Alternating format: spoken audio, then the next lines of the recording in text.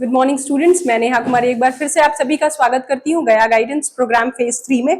तो आज हमारा लेक्चर 7 है और आज का जो टॉपिक है वो हमारा एपी कल्चर और पीसी कल्चर से रिलेटेड है, मतलब मत्स्य पालन से और मधुमक्खी पालन से। और इसके साथ आज हमारा ये टॉपिक खत्म हो जाएगा, तो लास्ट में हम इससे रिलेटेड एमसीक्यूज डिस्कस कर लेंगे। तो सबसे पहले हम टॉपिक देख लेते हैं, मत्स्य पालन मुख्यतः है क्या।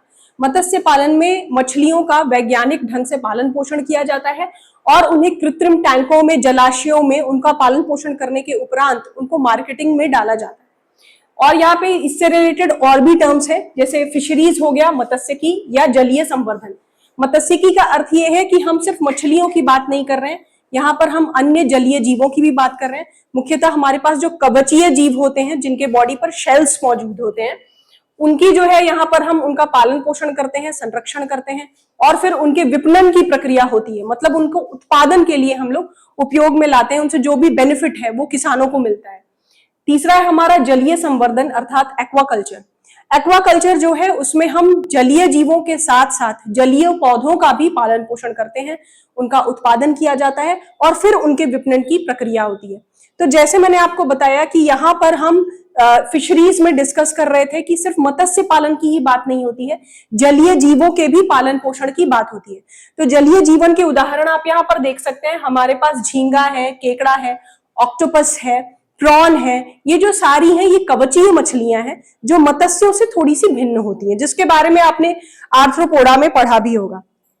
उसके बाद हम डिस्कस कर लेते हैं मत्स्यिकी उद्योग में दो विभाग हैं। आप यहाँ पर देख सकते हैं वास्तविक मत्स्य और कुछ जो होती हैं हमारे पास शेल फिशेज होती हैं। तो जो वास्तविक मत्स्य है वो वास्तविक रूप से मछलियां ही हैं। तो यहाँ पर आप उदाहरण में देख सकते हैं रोहू, केतला, मृगल, मैकरल, हिल्सा, टूना, पॉम्फ्रेट, ये जो सारी हैं ये ट्रू फिशेस हैं, मतलब ये वास्तविक रूप से मछलियां हैं। दूसरा जो उत्पादन का विभाग है वो शेलफिशेस का है। शेलफिशेस का अर्थ ये हुआ कि वो पूर्ण रूप से मछलियां नहीं है, परंतु मछलियों की कैटेगरी में इंक्लूडेड की जा रही हैं क्योंकि वो जलीय जीव हैं। तो यहाँ पर हम बात कर रहे हैं झींगा, केकड़ा, लॉबस्टर, सीप, मसल, ये सारी जो है ये मत्स्यिकी के अंतर्गत ही आती हैं। हालांकि ये पूर्ण रूप से मछलियां नहीं है, ये कवचीय जीव हैं। अब हम बात कर लेते हैं अपनी दो प्रकार की मत्स्यिकी होती है, एक होती है अंतःस्थलीय मत्स्यिकी, दूसरी होती है समुद्री मत्स्यिकी। समुद्री मत्स्यिकी में हम उन जीवों के पालन पोषण की बात करते हैं जो समुद्र में, खारे पानी में, जैसे महासागर हो गए, बड़े बड़े जो जल के स्रोत होते हैं, बड़े समुद्र हो गए, उन सब से हम इन मछलियों का या अन्य जल जीवों को हम पकड़ते हैं और उनका फिर पालन पोषण किया जाता है। ये मत्स्यिकी आती है हमारी समुद्री मत्स्यिकी के अंतर्गत। तो इस प्रकार की मछलियों में आप देख सकते हैं कि बड़ी मछलियों को बड़े बड़े जालों के द्वारा पकड़ा जाता है और फिर उन्हें उत्पादन में लाया जाता है। तो समुद्री मत्स्यिकी में दो भाग हो गए, एक जो हो गए वो ट्रू फिशेस वाला हो गया, मतलब जो वास्तविक मछलियां हो गई, जिसमें हमारे पास टूना, मैकरल, हिल्सा और कॉड जैसी फिशेस हैं, सैल्मन जो ठंडे देशों में पाई जाती हैं। और उसके साथ समुद्री मत्स्यिकी के अंतर्गत आ गए हमारे अन्य जलीय जीव, जिसमें हमारे पास ऑक्टोपस है, स्क्विड है और हमारे पास जो ऑयस्टर है, वो सारे जो जलीय जीव हैं वो इसके अंतर्गत आते हैं, जो है समुद्री मत्स्यिकी। दूसरा है हमारा सजावटी मछलियां। तो सजावटी मछलियां जो होती हैं वो ऑर्नामेंटल फिशेस होती हैं। आपने कहीं कहीं घरों में भी देखा होगा कि लोग घरों में एक्वेरियम में मछलियों को रखना पसंद करते हैं, या सार्वजनिक स्थानों में भी आपने एक्वेरियम में बड़ी सुंदर मनमोहक रंग वाली मछलियां देखी होंगी, उसकी अलग प्रजाति होती है। तो उसमें से कुछ उदाहरण आपको याद करने हैं। कई बार कॉम्पिटिटिव एग्जाम्स में आपसे पूछा जा सकता है कि ये पर्टिकुलर जो मछली है ये किसके अंतर्गत आती है, तो आपको नाम याद होने चाहिए, चाहे वो आप समुद्री मत्स्यिकी की बात कर रहे हैं, चाहे अंतःस्थलीय मछलियों की बात कर रहे हैं, या फिर आप सजावटी मछलियों की बात कर रहे हैं। तो ये तीनों के एग्जाम्पल्स आपको याद करने होंगे। तो यहाँ पर जो हमारी सजावटी मछलियां हैं उसके अंतर्गत है गोल्ड फिश, गप्पी, एंजल फिश, स्वॉर्ड टेल, बेटा, ये सारी जो मछलियां हैं ये आती हैं हमारी ऑर्नामेंटल फिशेस यानी कि सजावटी मछलियों के अंतर्गत। नेक्स्ट कैटेगरी है हमारी अंतःस्थलीय मत्स्यिकी की। तो सबसे पहले आपने समुद्री मत्स्यिकी के बारे में सुना, उसमें से हम देख रहे हैं कि ऐसे जल के स्रोत जैसे जो समुद्र है या महासागर हैं, उनसे हम मछलियों को लेते हैं। अंतःस्थलीय मछलियां वो होती हैं जो मीठे पानी के स्रोत हैं, चाहे आपका तालाब है, नहर है, झील है, नदियां हैं, उनसे जो हम मछलियों का उत्पादन करते हैं, उनका पालन पोषण करते हैं, वो आता है हमारा अंतःस्थलीय मत्स्यिकी के अंतर्गत। अब इसमें एक और कॉन्सेप्ट आता है हमारा प्रग्रहण मत्स्यिकी। प्रग्रहण मत्स्यिकी का अर्थ ये है कि हम मछलियों को या जलीय जीवों को सीधे पानी के स्रोत से पकड़ते हैं और उन्हें विपणन की प्रक्रिया के लिए डाल देते हैं। उन्हें पालन पोषण में नहीं लाया जाता है, मतलब सीधे उनको उठाना और मार्केटिंग में डालना, पालन पोषण का उसमें कोई भी लेना देना नहीं है। तो अंतःस्थलीय मत्स्यिकी के उदाहरण यहाँ पर हमारे पास है कतला, रोहू, मृगल और कार्प की प्रजातियां, जिसमें है हमारे पास कॉमन कार्प, सिल्वर कार्प या फिर हमारा ग्रास कार्प हो गया। ये सारी प्रजातियां हमारे अंतःस्थलीय मत्स्यिकी के अंतर्गत आती हैं। प्रग्रहण मत्स्यिकी में दोनों चीजें होंगी, मतलब आपकी अंतःस्थलीय मछलियां भी आएंगी और जो जलीय जीव हैं जो आप समुद्र से ले रहे हैं वो भी आएंगे। तो यहाँ पर आप देख सकते हैं समुद्र से हमने टूना, मैक्रल, सार्डन, इन सब की बात करी थी। बाकी जो हमारे कवचीय जीव हैं उनको भी जब हम सीधे जलीय स्रोत से लेते हैं और फिर उनका उत्पादन करते हैं तो वो प्रग्रहण मत्स्यिकी कहलाता है, जिसमें उनके पालन पोषण का कोई लेना देना नहीं है। उसके बाद है मिश्रित मछली संवर्धन यानी कंपोजिट फिश कल्चर। मिश्रित का अर्थ ये हो गया कि एक ही जल के स्रोत में हम विभिन्न प्रकार की प्रजातियों के मछलियों का उत्पादन करते हैं। वो किस बेसिस पे है कि उन सब का जो खान पान है वो एक दूसरे से भिन्न है, जिसकी वजह से वो आपस में कोई भी कंपटीशन नहीं है, तो ज्यादा से ज्यादा उत्पादन हो पाएगा और विभिन्न प्रजाति की मछलियां हम एक ही जल स्रोत से प्राप्त कर सकते हैं। तो यहाँ पर आप देख सकते हैं अलग अलग प्रजाति है, जैसे कतला जो है वो जल के सबसे ऊपरी सतह से भोजन ग्रहण करती है, रोहू मध्य भाग से, मृगल जो है तालाब के तल से सबसे निचले स्तर से, उसके बाद है हमारे पास ग्रास कार्प जो जलीय घास एवं पौधे लेती है। और उदाहरण हम देख लेते हैं यहाँ पर, जिसमें हमारे पास कार्प के उदाहरण है। सिल्वर कार्प जो हो गया वो फाइटोप्लैंक्टन्स पे फीड करती है जो ऊपर है, और हमारा कॉमन कार्प जो हो गया जो सबसे तल की सतह पर जैविक पदार्थ उपलब्ध होते हैं उनको ग्रहण करती है।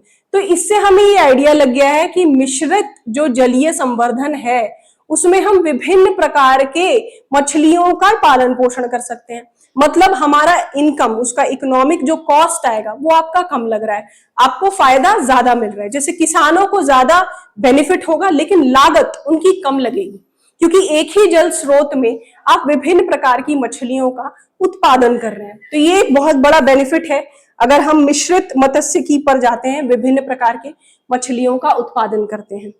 नेक्स्ट है हमारा मत्स्य संवर्धन तकनीक।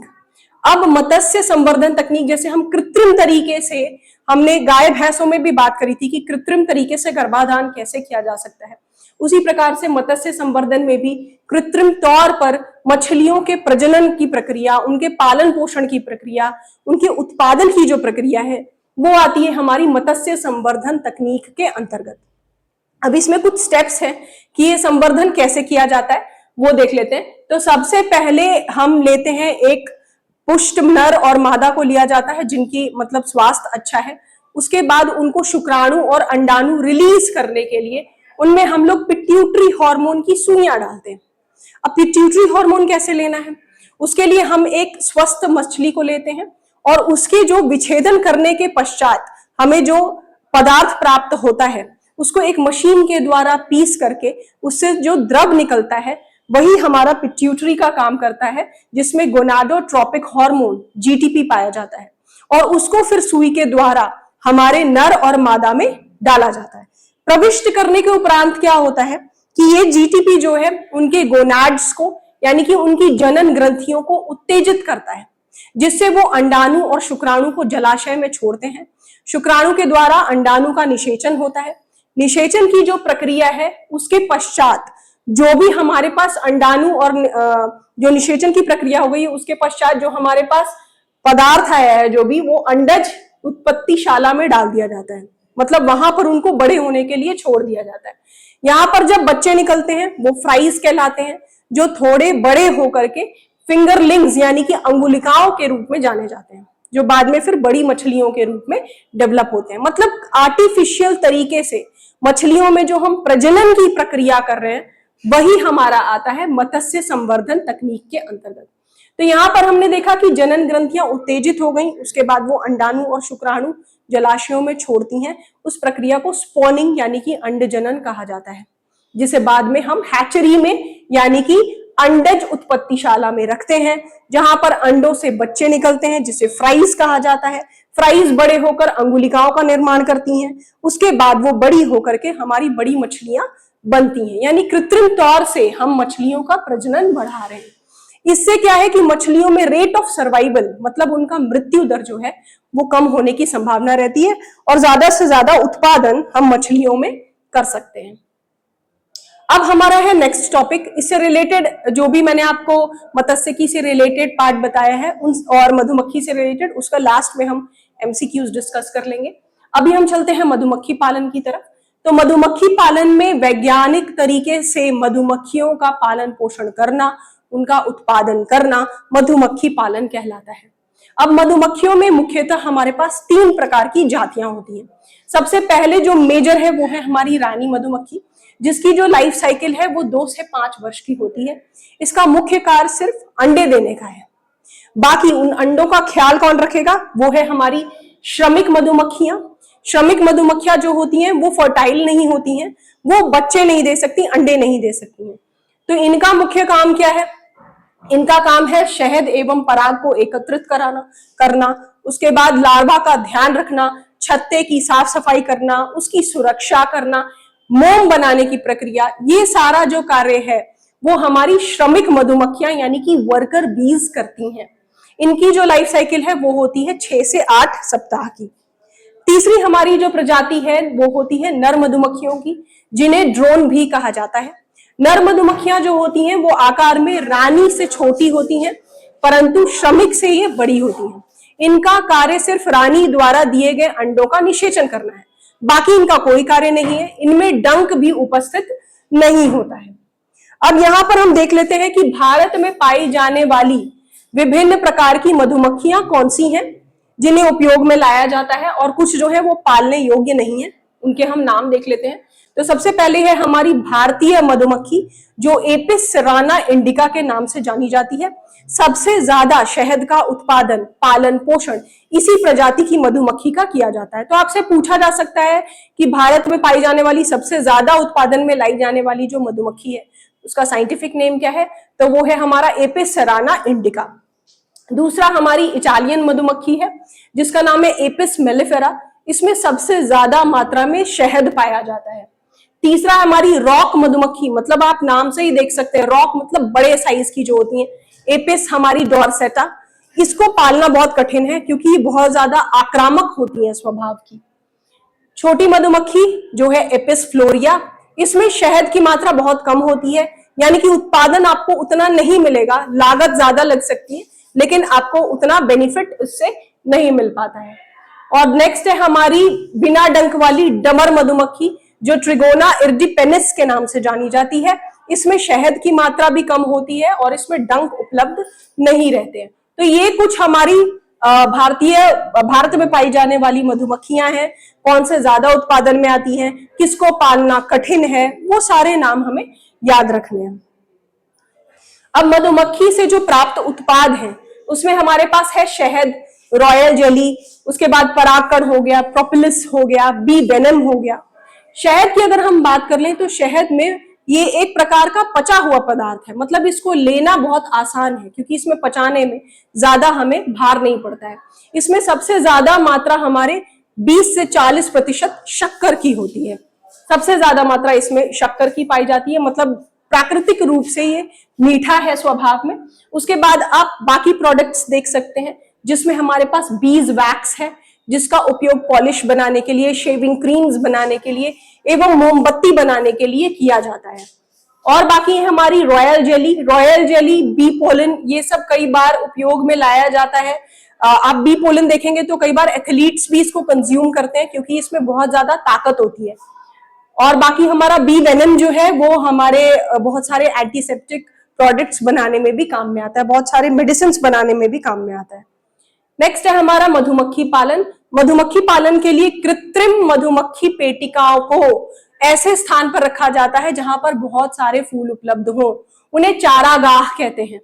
इस फुलवारी में किस प्रकार के फूल हैं उसके ऊपर निर्भर करता है कि हमारे शहद का स्वभाव कैसा होगा, उसमें किस प्रकार के कंटेंट होंगे, मतलब पोषक तत्व किस प्रकार के होंगे, वो भी हमारे फूलों के स्वभाव के ऊपर निर्भर करता है। तो हमारा जो टॉपिक था आज मत्स्य पालन से रिलेटेड, मधुमक्खी पालन से रिलेटेड, वो मैंने कंटेंट कवर कर दिया है।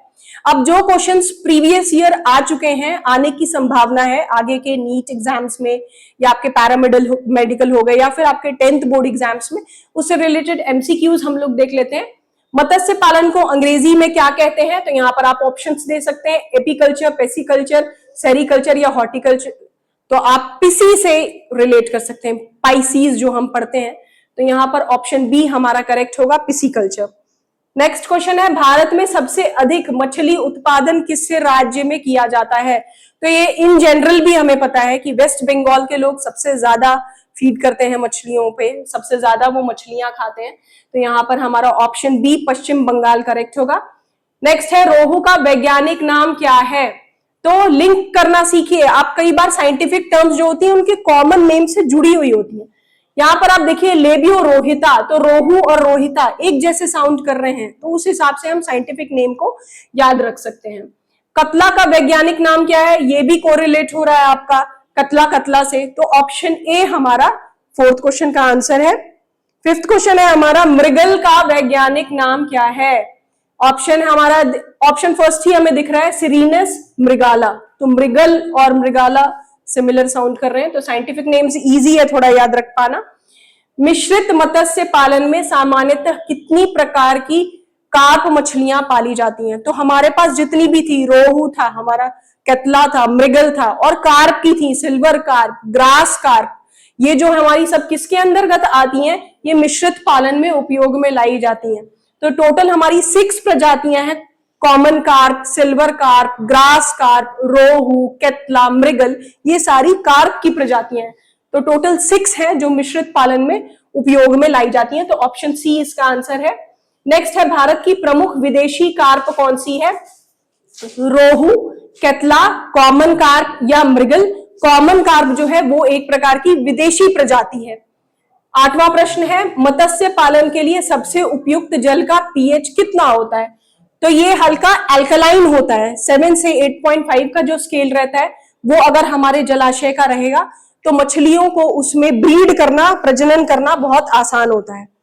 क्वेश्चन नंबर 9 है, मंगूर का वैज्ञानिक नाम क्या है? तो ये थोड़ा आपको याद रखना पड़ेगा, तो हमारा ऑप्शन है क्लेरियस बट्राकस, जो हमारा मंगूर होता है, मछली की जो प्रजाति होती है, उसका वैज्ञानिक नाम है क्लेरियस बट्राकस। गरई किस वंश की मछली है? गरई जो है वो चन्ना के अंतर्गत आती है। तो कुछ चीजें आपको याद रखने की आवश्यकता है, कुछ चीजों को आप कोरिलेट करके भी याद कर सकते हैं। क्वेश्चन नंबर 11 है, एनाबस का वैज्ञानिक नाम क्या है? तो अगेन सिमिलर है, देखिए यहाँ पर हमारा एनाबस टेस्टुडिनियस, तो ये जो है एनाबस फर्स्ट आप जीनस नाम से ही याद रख पाएंगे, एनाबस का वैज्ञानिक नाम। फिर है हमारा क्वेश्चन नंबर 12, तालाब में चूना डालने का मुख्य उद्देश्य क्या होता है? अभी हम देख रहे थे कि हमें जलाशय का एक बैलेंस्ड पीएच चाहिए होता है, तो उसके लिए हम जब जलाशय में संतुलित पीएच करने के लिए उसमें चूना डालते हैं तो उससे हमारे मत्स्य पालन में हमें बड़ी सहायता मिलती है। फिश सीड्स, मत्स्य बीज का क्या अर्थ है? अंडे, फ्राई एवं फिंगरलिंग्स, भोजन या जाल? तो फ्राई एवं फिंगरलिंग्स, मैंने आपको कृत्रिम जो संवर्धन मत्स्य में किया जाता है उसमें बताया था कि हैचरीज में जब हम अंडों को डाल देते हैं उसके पश्चात जो बच्चे निकलते हैं वो फ्राई कहलाते हैं, और उसके बाद जब वो बड़े हो जाते हैं तो वो फिंगरलिंग्स कहलाते हैं। वही कहलाते हैं आपके मत्स्य के बीज, यानी कि फिश सीड्स। क्वेश्चन नंबर 14 है, भारत में सर्वाधिक पाले जाने वाली मछली कौन सी है? Carp, shark, well, octopus. तो 3 ऑप्शंस तो ऐसे ही देख के पता चल रहा है। कार्प की जो प्रजातियां हैं जिसमें हमारे पास rohu, catla, mrigal, common carp, silver carp, grass carp, ये सारी जो प्रजातियां हैं ये सबसे ज्यादा उपयोग में लाई जाती हैं भारत में। क्वेश्चन नंबर 15 है, अंतःस्थलीय मत्स्य पालन किसमें किया जाता है? तो हमने पढ़ा था समुद्री मत्स्य की और अंतःस्थलीय मत्स्य की। तो अंतःस्थलीय मत्स्य पालन जो है वो हमारे मीठे जल के स्रोत जैसे तालाब एवं झीलों में किया जाता है। झींगा पालन को क्या कहते हैं? तो झींगा को इंग्लिश में प्रॉन कहा जाता है। तो प्रॉन कल्चर हमारा इसका आंसर है। नेक्स्ट 17 क्वेश्चन है, समुद्री मत्स्य पालन क्या कहलाता है? इनलैंड फिशरी हो गया आपका अंतःस्थलीय, और मेराइन फिशरीज हो गया आपका समुद्री मत्स्य की। क्वेश्चन नंबर 18 है, रोहू मुख्यतः किस स्तर पर भोजन करती है? तो हमने मिश्रित जलीय संवर्धन की बात की थी। रोहू जो है हमारे वो मध्य स्तर पर भोजन को ग्रहण करती है। सबसे ऊपर हमारा कतला था, जो टॉप जो सरफेस होता है हमारे वाटर का, उससे उस पे फीड करती है। क्वेश्चन नंबर 19 है, कतला मुख्यतः कहां से भोजन ग्रहण करती है? मैंने अभी आपको इसका आंसर दे दिया कि सबसे ऊपरी जो सतह होती है हमारे जल स्रोत की, वहां से कतला भोजन ग्रहण करती है। मृगल मुख्यतः कहां से भोजन ग्रहण करती है? तो सबसे टॉप पे हमारा कतला है, मध्य में हमारा रोहू है, और मृगल जो है सबसे तल वाली सतह जो होती है जल की, वहां से भोजन ग्रहण करती है। नेक्स्ट क्वेश्चन से हमारे मधुमक्खी पालन से रिलेटेड, मधुमक्खी पालन को अंग्रेजी में क्या कहते हैं? सेरिकल्चर, एपीकल्चर, पिसीकल्चर या फ्लोरिकल्चर? तो आप याद रख सकते हैं, हमने जो साइंटिफिक टर्म्स याद करी है अभी, एपिस डॉर्सेटा हो गया, एपिस मेलिफेरा हो गया, उसमें एपी वर्ड आ रहा था। तो एपीकल्चर जो है, मधुमक्खी पालन जो है वो एपीकल्चर कहलाता है। शहद किससे बनता है? तो यहां पर आपके ऑप्शंस हैं परागकण, पुष्परस, पत्तियां या बीज। तो जो पुष्प का रस होता है, फूलों का जो रस होता है, वो मधुमक्खियों द्वारा उपयोग में लाया जाता है शहद बनाने के लिए। भारत में सबसे अधिक पाली जाने वाली मधुमक्खी की प्रजाति कौन सी है? तो जो इंडिका ब्रीड थी वो है। यहाँ ऑप्शन है हमारा एपिस सेराना इंडिका, जो सबसे ज्यादा उपयोग में लाई जाती है भारत में मधुमक्खी पालन के रूप में। रानी मधुमक्खी का क्या मुख्य कार्य है? 3 हमने प्रजातियां देखी थी, रानी थी, श्रमिक थी और ड्रोन थी। तो रानी जो है उसका काम सिर्फ अंडे देने का था, बाकी श्रमिक जो थी वो ध्यान रखती है रानी मधुमक्खी के लार्वा का। तो श्रमिक मधुमक्खियां क्या होती है मुख्यतः? वो नर है, मादा है, दोनों है या कोई नहीं? तो वो एक प्रकार की मादा है, परंतु वो अंडे देने में सक्षम नहीं है। वो सिर्फ हमारा जो छत्ता होता है उसका ख्याल रखने के लिए उपयोग में लाई जाती है। नर मधुमक्खी को क्या कहते हैं? वर्कर हमारी बीज होती है, क्वीन बी होती है। ड्रोन जो है वो हमारी नर मधुमक्खी होती है, जो सिर्फ अंडे को निषेचित करने के लिए उपयोग में लाई जाती है। क्वेश्चन नंबर 7 है, मधु मोम का उपयोग किसमें किया जाता है? तो मोमबत्ती भी बनाने में किया जाता है, पॉलिश बनाने में किया जाता है, कुछ कॉस्मेटिक प्रोडक्ट्स हैं, दवाइयां हैं, उन सबके भी बनाने में बीज वैक्स का उपयोग किया जाता है। यानी ऑप्शन डी, ये सारे ऑप्शंस हमारे जो है वो मधुमोम के उपयोग में आते हैं। भारत की सबसे बड़ी जंगली मधुमक्खी कौन सी है? तो रॉक बी जो थी, एपिस डॉर्सेटा, उसे पालना सबसे ज्यादा मुश्किल है। तो यहाँ पर हमारा ऑप्शन ए करेक्ट है, एपिस डॉर्सेटा, जो जंगली मधुमक्खी के नाम से जानी जाती है। क्वेश्चन नंबर 9 है, सबसे छोटी मधुमक्खी कौन सी है? एपिस फ्लोरिया, जिसमें उत्पादन शहद का कम था, वो है हमारी सबसे छोटी मधुमक्खी। उसके बाद है, यूरोपीय मधुमक्खी का वैज्ञानिक नाम क्या है? तो यहां पर आप ऑप्शंस देख सकते हैं, एपिस मेलिफेरा, सेराना, डॉर्सेटा, फ्लोरिया। तो डॉर्सेटा हो गई रॉक बी, फ्लोरिया हो गई सबसे छोटी बी, सेराना जो इंडियन ब्रीड है जो सबसे ज्यादा उपयोग में लाते हैं, तो ये हमारा मेलिफेरा जो है वो एक यूरोपियन ब्रीड है। क्वेश्चन नंबर 11 है, शहद का मुख्य घटक क्या है? तो हमने देखा था कि शहद में सबसे ज्यादा मात्रा में हमारा शर्करा पदार्थ यानी ग्लूकोज और फ्रुक्टोज सबसे ज्यादा मात्रा में पाया जाता है। क्वेश्चन नंबर 12 है, मधुमक्खी का जीवन चक्र कितने चरणों का होता है? तो वो हमारे 4 चरणों का होगा, अंडा होगा, लार्वा होगा, प्यूपा होगा, एडल्ट होगा। तो ये जो सारे फेजेस हैं ये हमारे मधुमक्खी के लाइफ साइकिल में आते हैं। क्वेश्चन नंबर 13 है, मधुमक्खी पालन के बक्से को क्या कहते हैं? तो आपने इंग्लिश में सुना होगा कभी बी हाइव। तो हाइव जो शब्द है वो दर्शाता है मधुमक्खी पालन का जो बक्सा जो बनाया जाता है उसको हाइव बोलते हैं। मधुमोम का उत्पादन कौन करती है? तो यहाँ पर हमारा रानी, नर, श्रमिक सभी। तो रानी का काम अंडे देना था, नर का काम अंडे को निषेचन करना है, बाकी बच गई श्रमिक। तो श्रमिक हमारी उपयोग में आती है मधुमोम बनाने के लिए। क्वेश्चन नंबर 15 है, रॉयल जेली किसे खिलाई जाती है? तो हमारा जो डेवलपिंग लार्वा होता है जो अंडे से निकला है उसको पोषक तत्वों की आवश्यकता होती है, यानी कि रानी के लार्वा को रॉयल जेली फीड कराई जाती है ताकि उसमें पोषक तत्व अच्छी मात्रा में आ सके। क्वेश्चन नंबर 16 है, मधुमक्खी पालन का सबसे उपयुक्त मौसम कौन सा है? तो मधुमक्खी पालन के लिए सबसे ज्यादा हमें फूलों की आवश्यकता है, यानी कि जो पुष्पन काल होता है वो उपयोग में आता है मधुमक्खी पालन के लिए। क्वेश्चन नंबर 17 है, एपिस डॉर्सेटा को क्या कहते हैं? रॉक बी, जो बड़ी होती है बहुत ज्यादा साइज में, जिसको पालना कठिन है, जिसको जंगली मधुमक्खी के नाम से भी जाना जाता है। तो हमारा ऑप्शन बी यहाँ करेक्ट है। क्वेश्चन नंबर 18 है, शहद निकालने की मशीन को क्या कहते हैं? कुछ इंग्लिश टर्म्स भी आपको सीखने होंगे।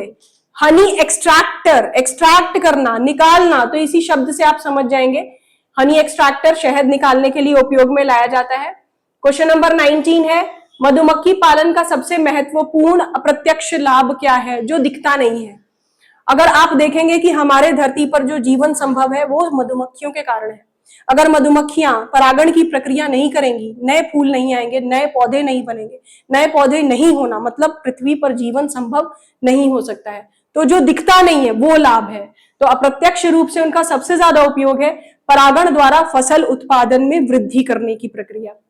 क्वेश्चन नंबर 20 है, शहद को वैज्ञानिक दृष्टि से माना जाता है केवल वसा, प्राकृतिक मीठा खाद्य पदार्थ, क्योंकि इसमें सबसे ज्यादा मात्रा में ग्लूकोज और फ्रुक्टोज पाया जाता है। तो इसके साथ मेरा जो टॉपिक है आज का पिसिकल्चर और एपीकल्चर से रिलेटेड वो कंप्लीट होता है। मैंने एमसीक्यूज भी डिस्कस कर दिए हैं। अगर आपको कोई भी प्रॉब्लम हो इस पर्टिकुलर टॉपिक में तो आप कमेंट बॉक्स में अपने क्वेरीज और क्वेश्चंस डाल सकते हैं। Thank you so much.